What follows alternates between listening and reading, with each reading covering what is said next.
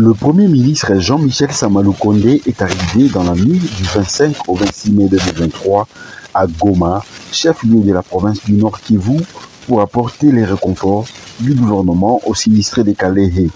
Le chef du gouvernement est à la tête d'une mission humanitaire mixte gouvernement-parlement voulue par le président de la République, Félix Antoine Tshisekedi Tshilombo, pour apporter des solutions sociales et sanitaires à la population de cette partie du territoire national, victime des inondations. Du côté infrastructure, il mettra à contribution l'OVD et les génies militaires pour accélérer le processus de réouverture de la route nationale numéro 2. À sa descente de l'avion, il a été accueilli par les autorités locales avec en tête le gouvernement militaire du Nord Kivu, le lieutenant-général Constant Ndima Kongba.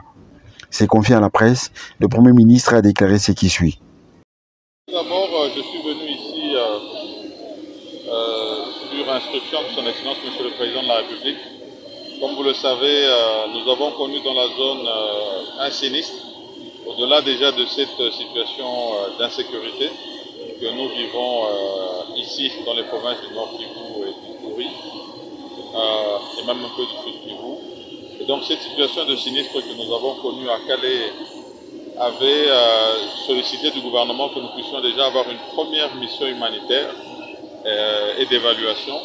Aujourd'hui, on se rend compte que nous avons connu 500 morts et plus de 5000 déplacés.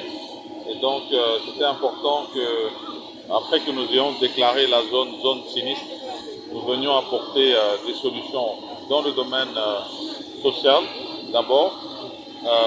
Ensuite, dans le domaine sanitaire, dans le domaine social, bien sûr, c'est au niveau des abris et de tous les ustensiles vivres et non vivres.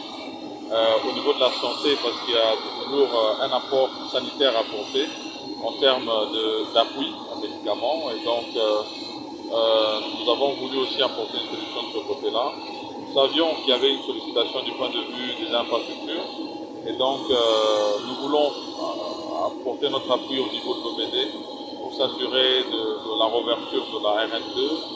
Et à côté de ça, bien sûr, je suis accompagné d'une grande délégation du gouvernement qui va aussi aborder les autres aspects selon les demandes qui nous seront apportées ici. Nous allons aussi avoir l'implication du ministère de la Défense, notamment avec l'armée, du point de vue du génie militaire et même du point de vue médical, qui pourront nous venir en appui.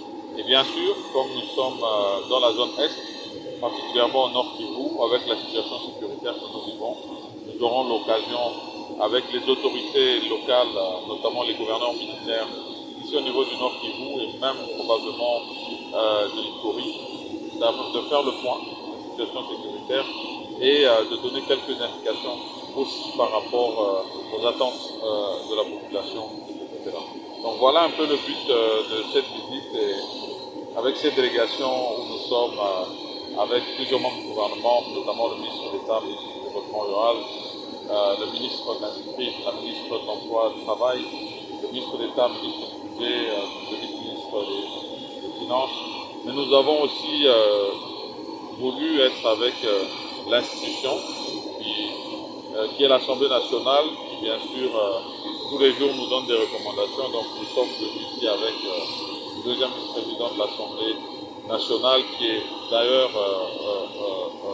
de Calais, pour aussi aller avec lui effectuer cette mission. C'est une mission mixte où nous allons travailler pas seulement au niveau du gouvernement, mais aussi avec l'appui du Parlement, notamment avec les députés nationaux, avec leur tête, leur deuxième vice-président, mais aussi les sénateurs que nous allons trouver ici sur place pour aborder les différents.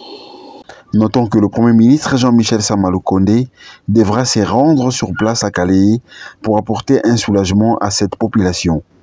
Il faut rappeler que les villages Niamoukubi et Bouchouchou dans le territoire de Calais ont été victimes le 4 mai dernier des inondations qui ont tout ravagé, causant 500 morts et plus de 5000 déplacés.